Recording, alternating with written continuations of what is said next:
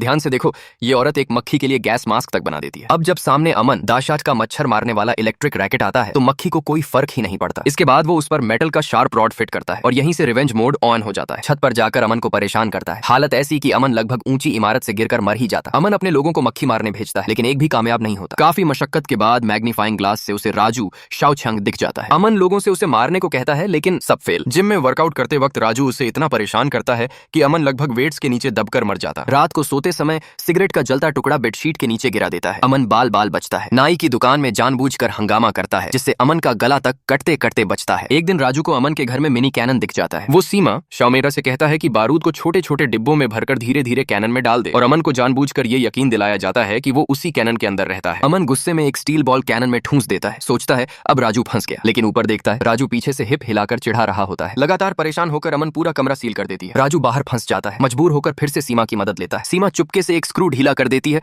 और वो फिर अंदर घुस आता है। इस बार अमन पर सीधा हमला, इतना कि हाथ लगाने पर पूरा हाथ खून से भर जाता है। अमन का दिमाग पूरी तरह घूम जाता है और वो सीमा को घर से निकाल देती है। हालत ये हो जाती है कि अमन अब बिजनेस मीटिंग में भी हेलमेट पहनकर जाती है। क्लाइंट के सिर पर मक्खी बैठी देख बिना सोचे समझे फूलदान उठाकर उसी पर उलट देती है। नतीजा करोड़ों की डील वहीं खत्म। सेफ का पासवर्ड डालते वक्त जानबूझकर गलत बटन दबाता है। सेफ लॉक हो जाता है। फिर अमन को उकसाकर उसकी सारी जमा पूंजी जला देता है। टूटकर अमन एक तांत्रिक के पास जाती है। तांत्रिक सच बताता है, जो मक्खी उसे परेशान कर रही है वो वही राजू है जिसे कभी अमन ने मारा था। अब वो बदला लेने लौटा है। घर आकर सीसीटीवी चेक करती है। पता चलता है ये सब सीमा की मदद से हुआ था। अमन सीमा को पकड़कर मजबूर करती है कि राजू सामने आए। सीमा को बचाने के लिए राजू नीचे उड़कर आता है। अमन उसे कुचलने ही वाली होती है कि राजू एक नुकीली सुई निकालकर सीधे पैर में घोंप देता है। अमन दर्द से चीख पड़ती है। इसी मौके का फायदा उठाकर सीमा भाग निकलती है। गुस्से में अमन पिस्टल उठाकर फायर करती है। राजू बच निकलता है। गोली शीशा तोड़ती है। अमन खुद ही लहूलुहान हो जाती है। राजू फिर से सुई लेकर हमला करता है लेकिन इस बार अमन उसके पंख तोड़ देती है और सुई से उसे भेद देती है। तभी सीमा धक्का देकर अमन को हटाती है और राजू को बचा लेती है। राजू बताता है योजना यही थी कि अमन खुद उसे जलाए। जैसे ही माचिस जलती है